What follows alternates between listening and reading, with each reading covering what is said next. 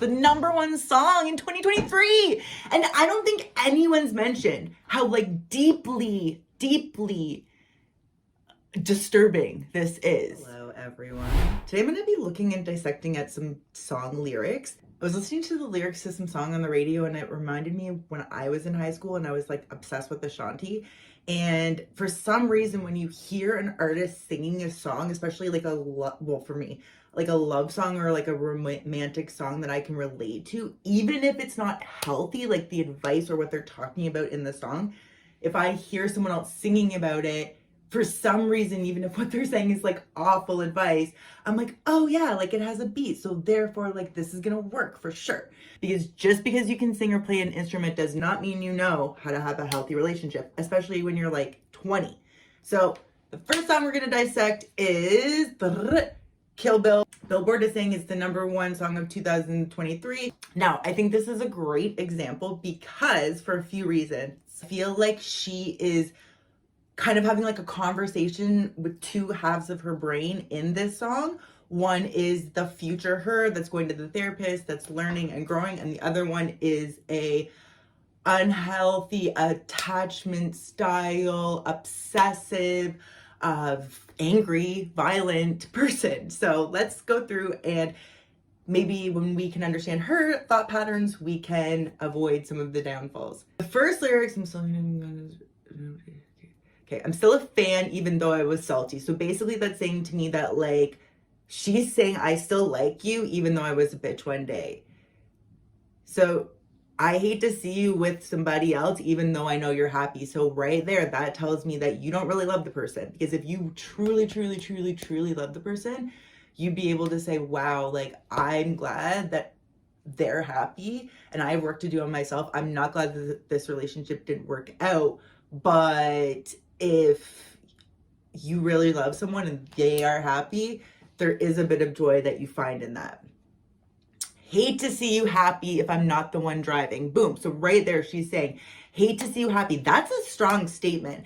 She literally is saying like, I don't give a fuck about how you feel unless I'm the one that's beside you. So it's all about her.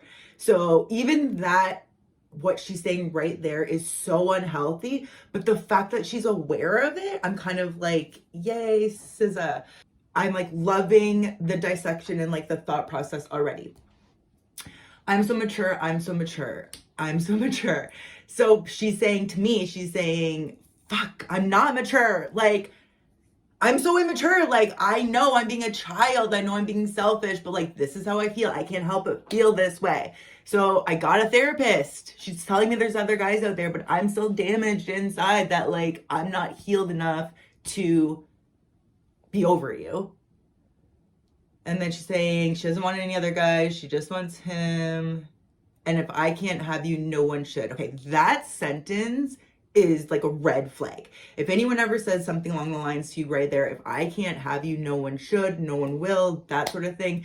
That is, and let me just put a disclaimer right here saying, I am not a doctor. I am not a psychiatrist. I am not a counselor. I am not any of those things. I am a person with a cell phone that uploaded to YouTube. So, but I consider this to be abusive. This would be a red flag to me if one of my friends experienced this. And if someone is saying, if I can't have you, no one should, believe people when they tell you something, even if it's something you don't want to hear. And this person is saying straight up, like, I don't give a fuck about how you feel. If you're not with me, you're not gonna be, basically. The chorus is, I might kill my ex, not the best idea. Right there. So she is saying what she just said. She knows it's not a good idea, but the anger, the frustration, the jealousy is all boiling up inside of her. And don't get me wrong, we probably have all fantasized at some point or another, but like someone that really hurt us, just like, you know, them not existing, maybe their girlfriend like falling off a bridge or something if you're jealous. But you're not actually gonna like physically go do something. It's a fleeting memory, a daydream where you're like, oh, I just wish they were out of the picture, but you're not actually gonna like move forward and hurt them. If you do feel like that, get help, get therapy. Again, my opinions, not advice. So she's saying that she's gonna kill him, her ex-boyfriend, and kill his new girlfriend. and then she's like, how did I get here? And it's like, again, I don't like what she's saying, but at the same point, I like how she's saying like this isn't healthy. How did I get to this point? I don't like the way I'm feeling. Let's process these feelings. And then she's saying, I might kill my ex, but I still love him though. And really, that is kind of an abuse dynamic. She knows that she still is in love with this guy, but she also can't handle this situation, and she just like is malfunctioning basically. And she's literally saying in the next line that she'd rather be in jail than be alone. And that statement, again, believe people when they say something, believe people when like they tell you something. She's literally saying, I would rather be locked up than be without this person. And it's not even about that person, but like she's so, I don't want to even say desperate for a relationship, but like desperate for that person to like not reject her, that she's literally saying like, I would rather put myself in a situation that I'm not happy with than let you put me in that situation. Okay, so then the next part is she's saying she gets the sense that this is a lost cause, that her boyfriend really loves this new guy, that she's texted and no response, and that she texted him and that she tried to reason with him, that she tried to, not take it to this violent level first, but, he's not talking. So like, it's his problem, even though, again, he's having healthy boundaries and saying like, we broke up, I have a new relationship, I'm respecting that new relationship by not talking to you. And she's just like not having any of it. That's another sign too. Like if you really love someone, you're gonna respect like their wishes to a degree, even though you might not like it. But if someone says to you like, I need space right now, listen. Saying that he was at a reach, he was at a farmer's market with his perfect peach. So like what I get from that is like he didn't respond to her text because he was too busy being out with someone that he's in a healthy relationship, doing like normal, healthy, long-term sustainable things. So like when you're first dating, yeah, you go like roller coasters or like, really fun dates. But once you've been together for like years, you're gonna do things like go to the farmer's market, or like go for walks, have a bike ride, walk your dog, just like be chilling, go to the movies, like more sort of adult but really adorable, in my opinion, things. Okay, so now she's saying that she's in his basement and planning a home invasion, which I'm thinking that she's like daydreaming all of these like different scenarios in which she could like get him, control him, and like make him do what she wants to do.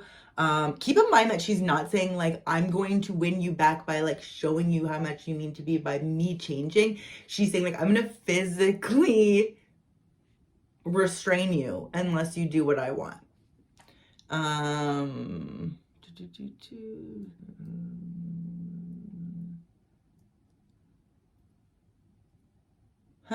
Okay. I don't even have an excuse. I did this clear-minded. This was my plan. I'm not confused. I know what I'm doing here. And I think her saying I did it all for love is her trying to justify that to herself. Like she's like has the guy tied up and she's like in his face being like, I did this for you, I did this for us, I did this for love. And it's like, no, you didn't. You did this because you're very unhealthy and you need to go back to that therapist. Yeah, for us. And then, don't you know that I did it all for us? No, you did it for you. You do not give a shit about what this guy wants, needs, care. You don't even know what he wants because you're too busy telling him that he's not leaving. And then in commas, like, I'll kill your ass tonight. It's like, either go with what I'm saying or like, these are your options. This is so unhealthy. This is the #1 song in 2023. And I don't think anyone's mentioned how like deeply disturbing this is. And again, I'm not saying that SZA's like a murderer or anything. I'm just saying that girls can get crazy, and so can guys, but like, ugh.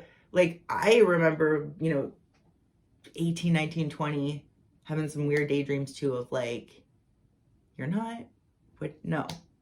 No, I'll be in charge of this relationship. Thank you very much. And then it says, oh, I just killed my ex, not the best idea, girlfriend next. So I don't know if you noticed at the end of the song, she actually says that she's done it, that she killed him. Killed his girlfriend next. How did I get here? Killed my ex. I still love him though. Yeah, she probably does. She probably is really torn that she like doesn't know how to function in society and have a healthy relationship. Rather be in hell than alone. She is in hell. You already are in hell. But it's okay. So she'd rather be in a hell of her own control and creation than a hell of rejection from someone else that she can't control. That's my analysis of the situation and opinion. I did not write the song. I have no idea. Like literally, this could be about a video game, so don't come for me. And if you like this video, please like and subscribe. I really enjoy dissecting this because I just love understanding why people do what they do. And if any of the information works for you, then take it. And if it doesn't, leave it. Thank you all so much for watching. I really appreciate you. And thanks again.